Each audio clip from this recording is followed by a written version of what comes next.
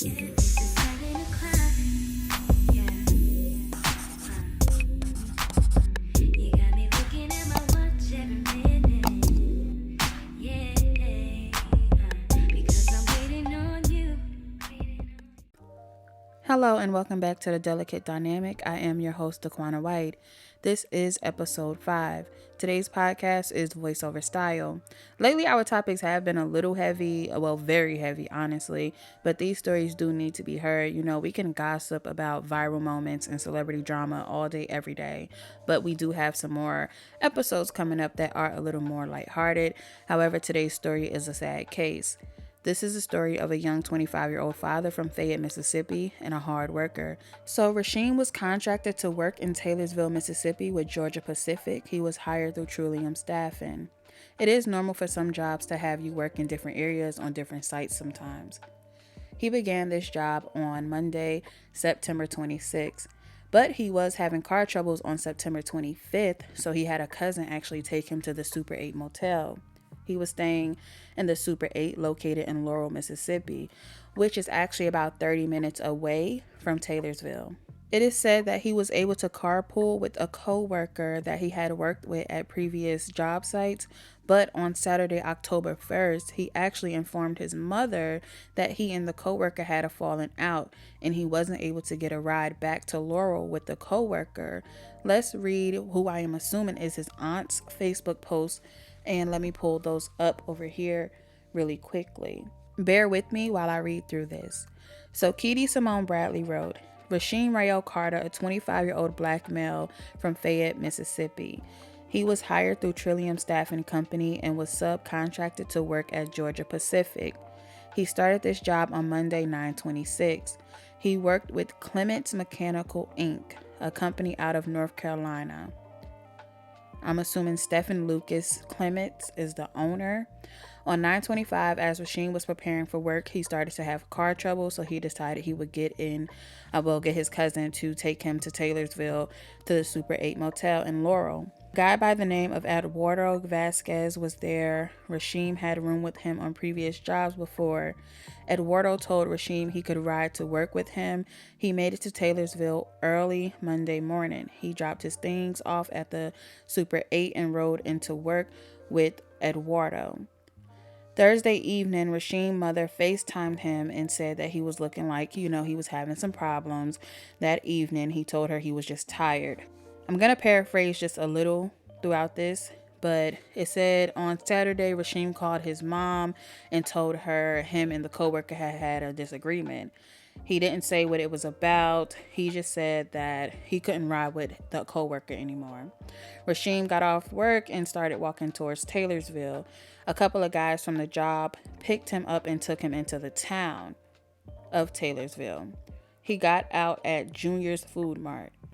So he stayed there trying to get a ride back over to Laurel to his room at the Super 8 motel. He told his mother there were 3 white trucks with white guys following him. He walked over to the Family Dollar and walked around in the store until he heard the cashier on the phone telling someone, yes, he's in here. At that point, he ran out the dollar store, and the entire time he was on the phone with his mother.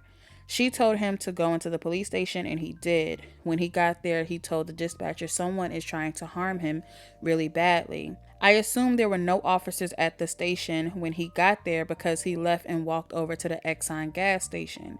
The officer came to the Exxon and told us he came from behind Exxon as if he was hiding from someone. He asked the officer if they could take him to Laurel, but the officer said no because that was out of his jurisdiction. They told him he could get a room at the Royal Inn, but he didn't want to stay there. He went back to the police station and the officer said he paced back and forth for about an hour. He asked if he could stay there and wait on his ride. They told him no. We don't have any room here for you. My sister was on the phone listening to them. He eventually left there and the officers have no idea if he left walking or if he got in a car with someone. They were not concerned. However, he was still living on Sunday morning as he returned to the police station at 5:30 in the morning and asked them for a charger and which way to get back to Laurel. We have video footage of him coming out of the dollar store at about 10:45 in the morning. My sister had her best friend en route to go pick him up. So she told him Isha was coming to get him. He dropped his location. He knew she was on her way. When Isha arrived, she could not find Rasheem. She went to the police station over to Laurel because she thought maybe he had caught a ride to his room at the Super 8. He wasn't there when she came back to Taylorsville. It was still no Rasheem. She then filed an incident report. My sister filed a missing persons report on 10/3, so October 3rd. The Taylorsville police never got out and actually searched for my nephew. I called and asked them, and they said they rode around in their cars because Taylorsville is small. I think the missing person report was filed in Laurel because he had the hotel room over there, but he never made it back to Laurel. She goes on to say it was not until my sister made it from Pennsylvania and went to Taylorsville to the police department, and they were very disrespectful towards her. They told her that she failed her son and his family failed him. And I'm just baffled right now reading this. They told her she failed him. He also told her your son was disobedient to you because, you told him to stay at the station, but he left. Mind you, the mother was on the phone, but we'll get there. Now, they also told him he couldn't stay there because I guess they didn't know. She goes on to say, they also told him he couldn't stay there. I guess they didn't know my sister was actually on the phone. They didn't do a search for him, and it was not until my family organized a search party for him on Saturday, 10/8. They loaded up four-wheelers and they went to Taylorsville. They told us his last pinned location was Clear Creek area. We searched there and we looked at video footage from the Family Dollar and the Food Mart, but nothing turned up. It was not until 10:28 when they sent my sister the pic from the Dare cam. It was dated 10/2 at 4:25 p.m. The property owner, Stanley Blakeney, said he didn't check his camera every day. It was not until 11/2/22 that they found his body in the woods, badly decomposed. I'm not sure if they found all of him. The officer said the animals had already started eating him. The newspaper article says once they got the picture, that's what started the searching. Lead investigator Mitch Blakeney, chief of police is Gabe Horn, property owner is Stanley Blakeney. P.S. As you can see, the lead investigator and the property owner are related. Okay, so let's go ahead and move on from the Facebook post. On October 6th, 2022, VicksburgNews.com published an article surrounding a missing persons report stating that Rasheem was last seen at the Super 8 on October 2nd. Exactly 1 month later, on November 6th, the same publication announces that his remains were found in Smith County. Now, the family has started a GoFundMe to possibly help towards seeking counsel. I will link that down below. But my question is, where is the NAACP, the Al Sharptons, the Benjamin Crumps in this situation? I'm not sure if they have spoken about this story, but if the story was more popular and more viral, I feel like they would have been all over it. So Smith County Sheriff's Office has been responding to this story via Facebook and to some news sources. Their tone on Facebook, though, is very condescending at times, and the people in the comments have some very interesting responses to some of the posts, and I'll pull those up here. So they posted on November 3rd about the story. They were also saying that the remains were transported to the Mississippi Crime Lab for DNA confirmation. And they edited the post to say they were reiterating that this is an ongoing investigation, but they were also mentioning that there was no foul play. And some people, again, in those comments were responding like, how is it not any foul play here? It's just not making sense. So let's go ahead and head over here to where someone responded to the post and said, Rasheem's blood is on every one of y'all's hands. The entire city was against him from the start. Y'all are sick. Mind you, he came into the, I guess you'll say, he came into the presence of police officers multiple times. I want to say at least 3 times. He went to the police station, then he was at the Exxon and a police officer came to talk to him. Then he went, I believe, back to the police station. Like, he was there the next morning.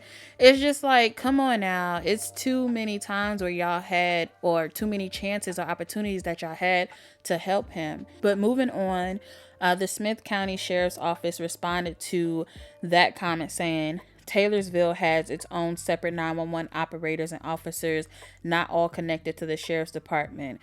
It's an obvious point to the fact that no one understands how anything works. We didn't even learn that Mr. Carter was missing and possibly in our county until investigators were on their way from Laurel. This is still an ongoing investigation. It just, again, seems like a very condescending tone. So over here, they posted, now this is just a random snapshot, but I wanted to show you all how the comments were. It just seems a little weird. So they posted a story about a man who was arrested with possession of, I believe, weapons and drugs, right?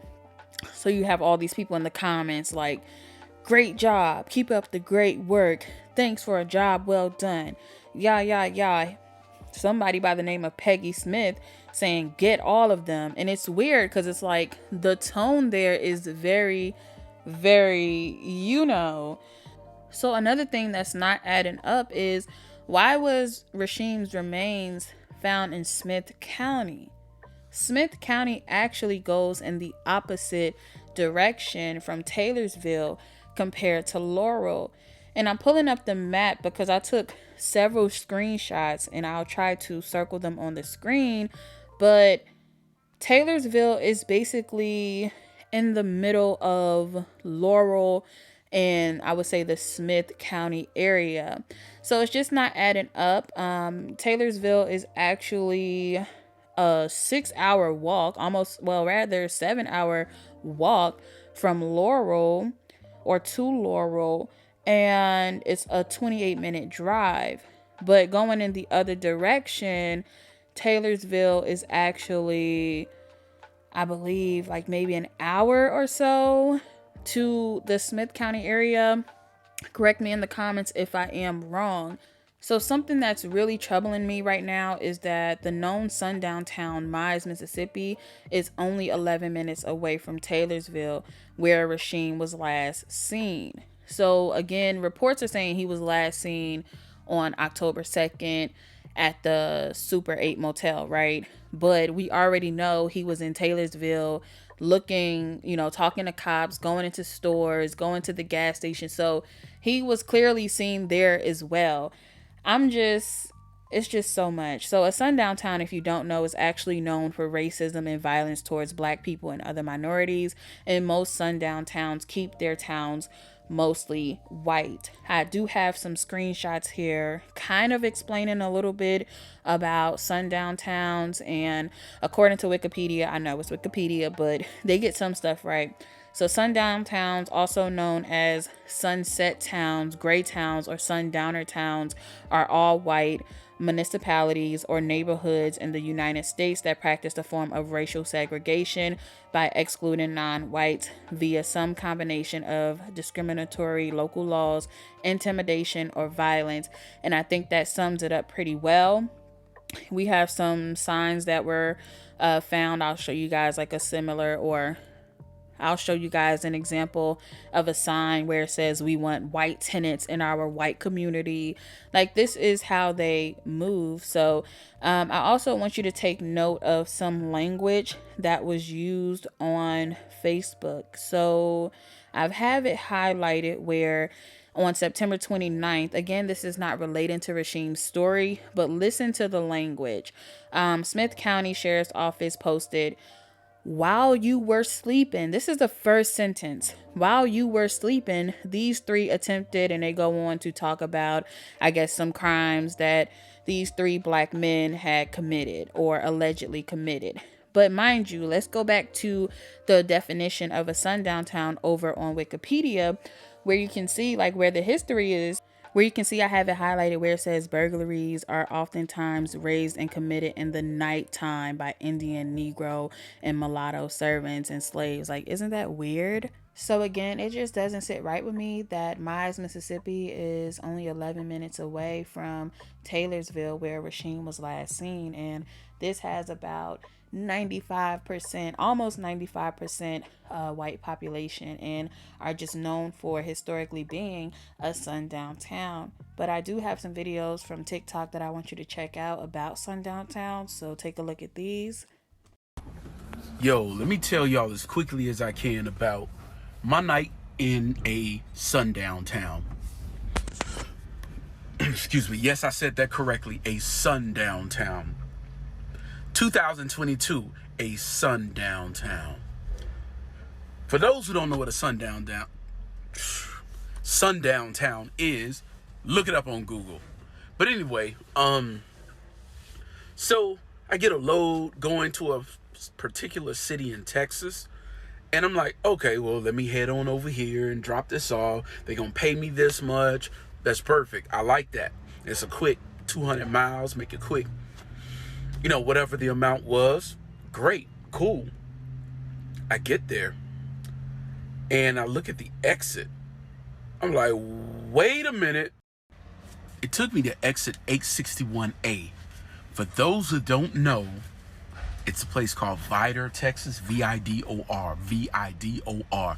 I'm like, uh-oh, I've heard stories. Like pretty much everybody I know in Texas that's black tells me, do not go to Vidor, Texas. I'm like, okay.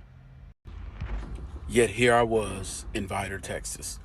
My load didn't deliver until this morning. This is from the perspective of yesterday. Didn't deliver until tomorrow at 8. It was like 5:30. So I get to the place. I'm not giving names of companies or anything like that. But while I'm driving to the place, I see trailer parks. I see a bunch of Confederate flags. I saw a doll of a black man. It was just a doll wrapped in a Confederate flag hanging from a tree by its neck. That's the type of stuff I saw in Vidor, Texas, which led me to believe that the reputation was fairly earned. I get there. The security guard says, hey, we got a code red. The guy gets on the phone, is like, hey, I can't, I don't want to be responsible for this guy's safety. Let me go ahead and find somebody because we stopped taking loads at 4 o'clock. But I'll get somebody over here from the other side of the plant. Tell them to hang on. So I hang on. I'm doing what I got to do. Finally, somebody comes by about 15 minutes later. The guy said, let me hurry up and get you unloaded. He quickly gets me unloaded. And they say, dude, you might want to get up out of here as soon as possible. We're at sundown. You want to leave here now. Don't stop until you at least get to Beaumont.